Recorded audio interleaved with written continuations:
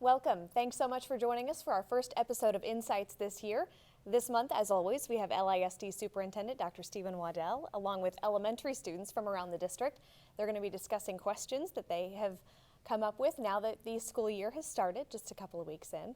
First, I'd like to introduce Dr. Waddell. Thank you so much for being here. We know you're glad to answer the questions that are going to be asked this afternoon. Excited to be here. And we've got 5 students from across the district. Our first student that we have joining us today is Reese Carter from Liberty Elementary. Next to him, we have Lauren Slozik from McAuliffe.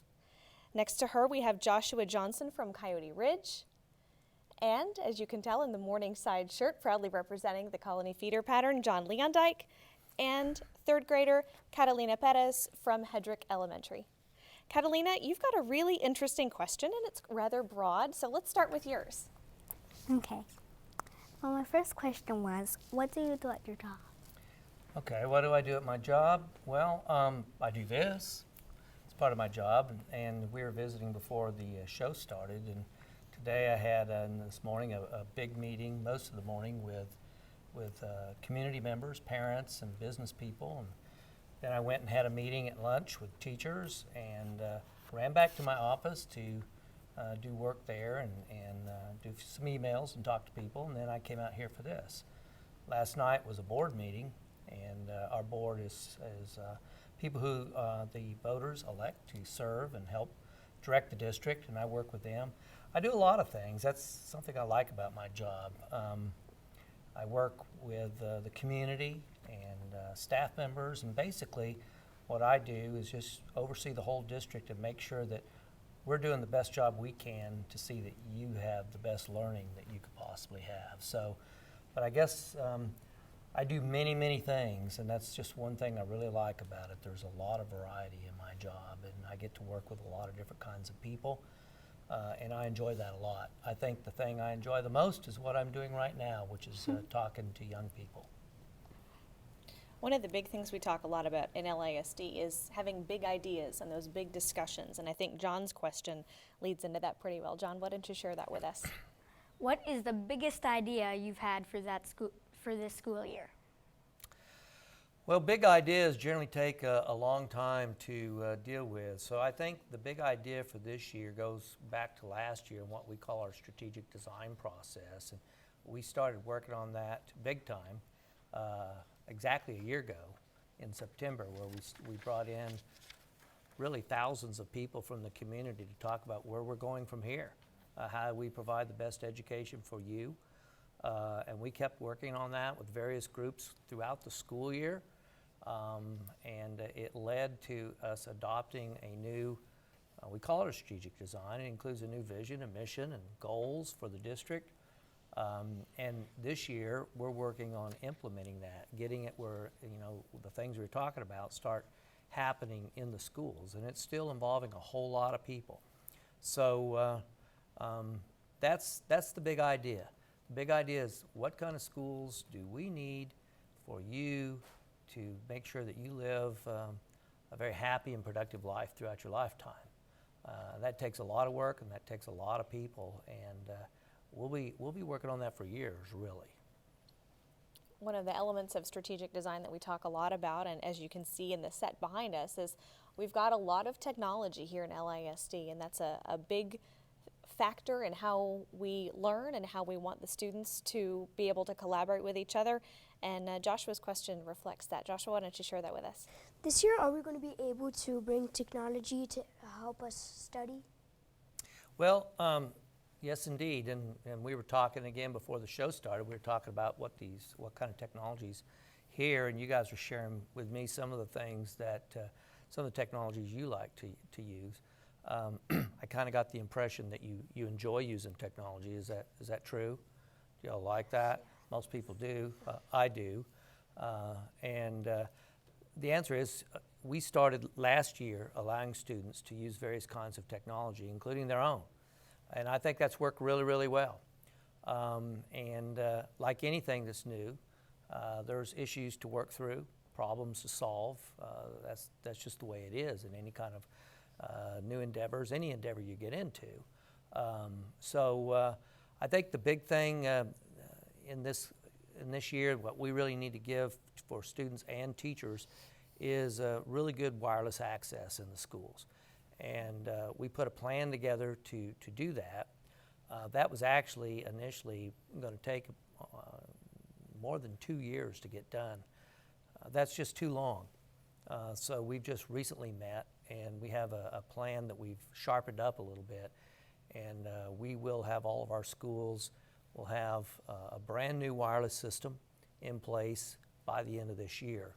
Many of the campuses will have that very soon, but all of them will have it by the end of the year. And that's going to be, for a number of our campuses, at least a full year sooner than what we'd thought. I'm excited about that because students and teachers shouldn't have to wait to have the tools they need to do the work they need to do. So, we're gonna keep adding more technology for students to use, get their hands on.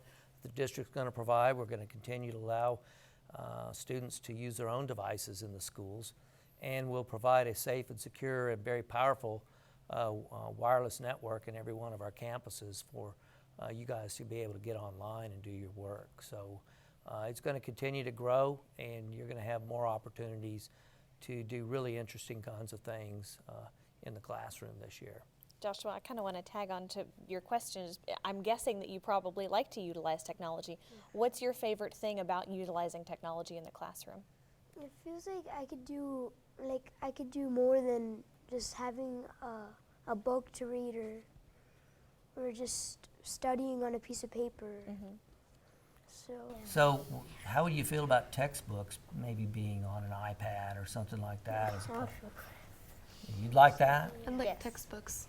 What's the difference there between textbooks and, say, Textbooks are big and heavy and hard and big.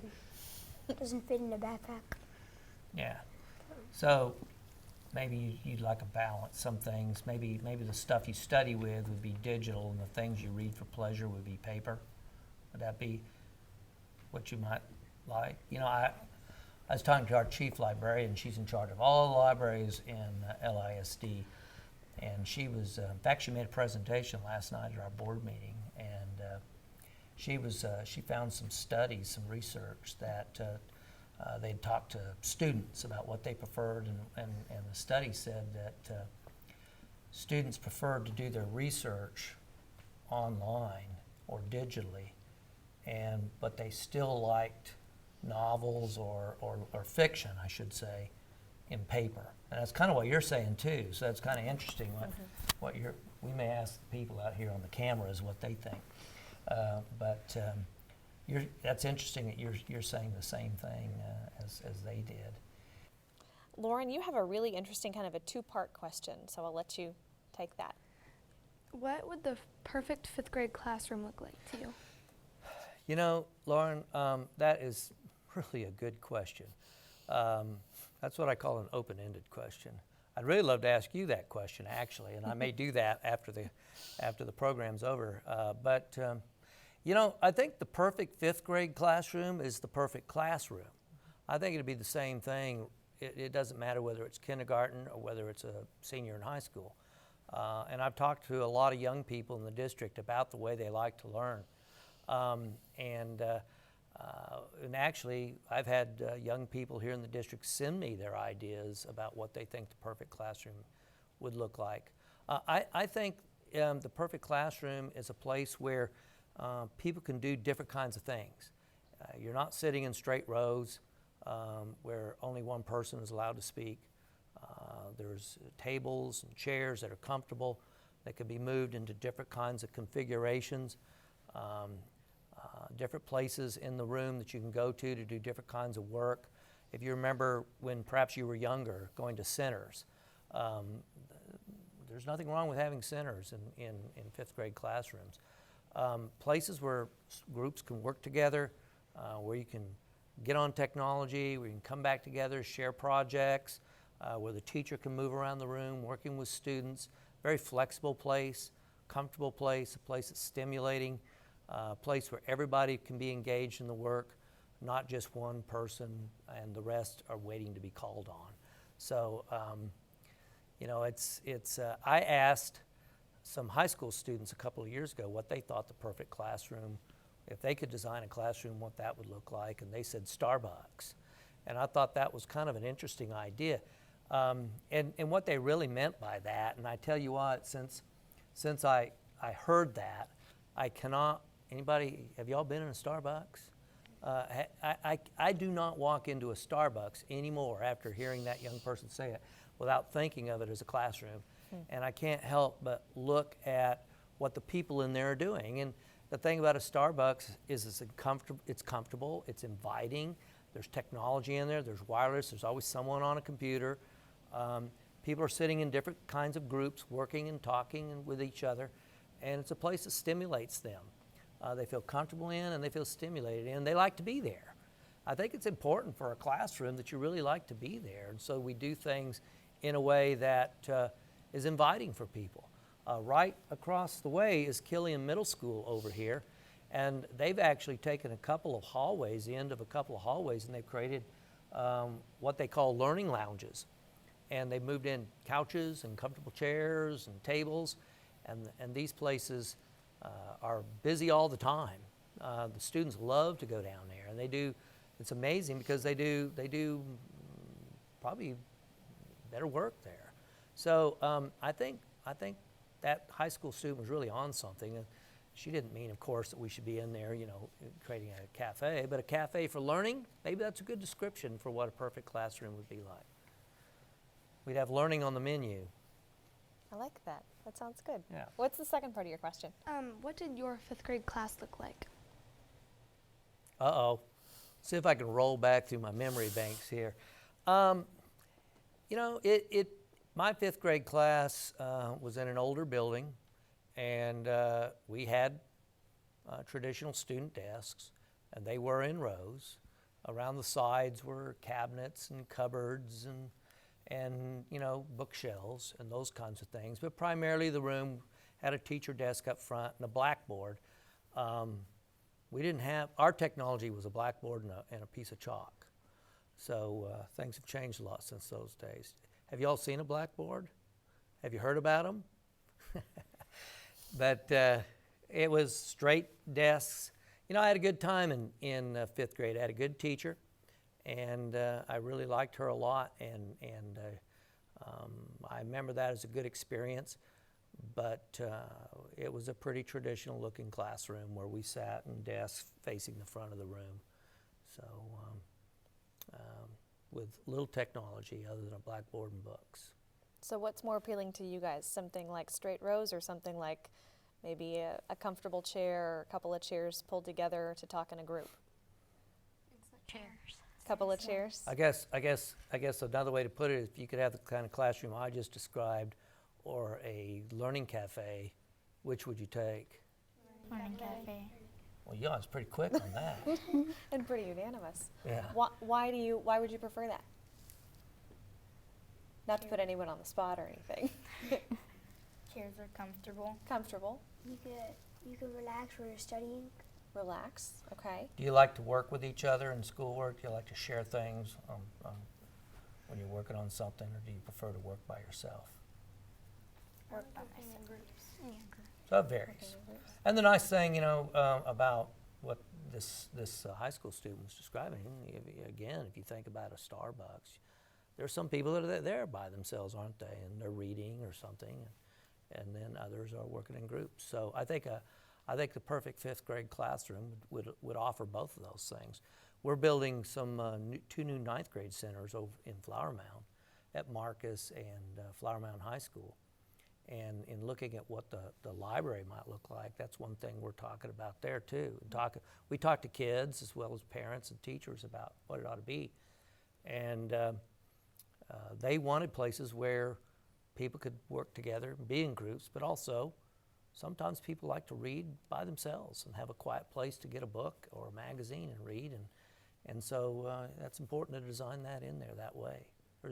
There's not just, I think one thing we've learned is there's not just one way that a place where we learn and work or a classroom ought to look. I think that's a great answer. And I think Reese's question really is a great way for us to wrap up today. Reese, why don't you share that with us? Will I be inspired to learn and do better and make good grades? Well, Reese, that's a great question. And you know what? I think, in talking about the strategic design, one of my earlier answers, the big idea that we've been working on, I think, let me tell you, Reese, what our vision statement is, part of that big idea. It says all of our students, all of our students enjoy thriving and productive lives in a future they create. Now, if you think about those words and what those words mean, I think it's about you being inspired to learn and to work and to find things that really interest you, things that you're good at, things that you want to really get deeper into, things that you'll work very hard to do because you are inspired. All of us, we would want everybody when they work to find a job, to find something they do in life that's inspiring for them. Because when you are inspired, you're going to work harder. You're going to put more into it. I think in our mission statement, and that's a statement that supports our vision, we talk about wanting to engage our students, and you engage people by inspiring them. So I think everything that we are doing, that big idea that we have for this year, is about all of us, the community, your parents, your teachers, your principals, and everybody who works in the district to make sure that you have that future, that we want to create learning in a way that inspires you. That's our goal. That's our mission. That's what we want to do. Because if you're not inspired, you're not gonna do the things that we know you can do. So I hope so. But we're committing ourselves to doing that. And it's something we have to keep working on. And one of those ways we do that is like this. We talk to you. We should be talking to you. Asking the question, what do you want your classroom to look like? What do you prefer? What is inspiring for you? I think most people want to be successful and they're willing to work hard. But they want that opportunity to be inspired and to feel like the work that they do has real value. So that is the most important thing to me, Reese, is to make sure that you are inspired to learn and have an opportunity to live the kind of life you want to live. Fantastic question today. Thank you guys so They were much great. for coming, and thank you for sharing that with us. And we look forward to seeing how you grow this year, and we wish you the best of luck in your elementary school and on into middle school and high school when those years happen. We want to thank you so much for joining us today and watching, and we look forward to sharing future questions with you in the months ahead. Thank you, Dr. Waddell, for coming as well. Thank We you. appreciate it. Have a great day.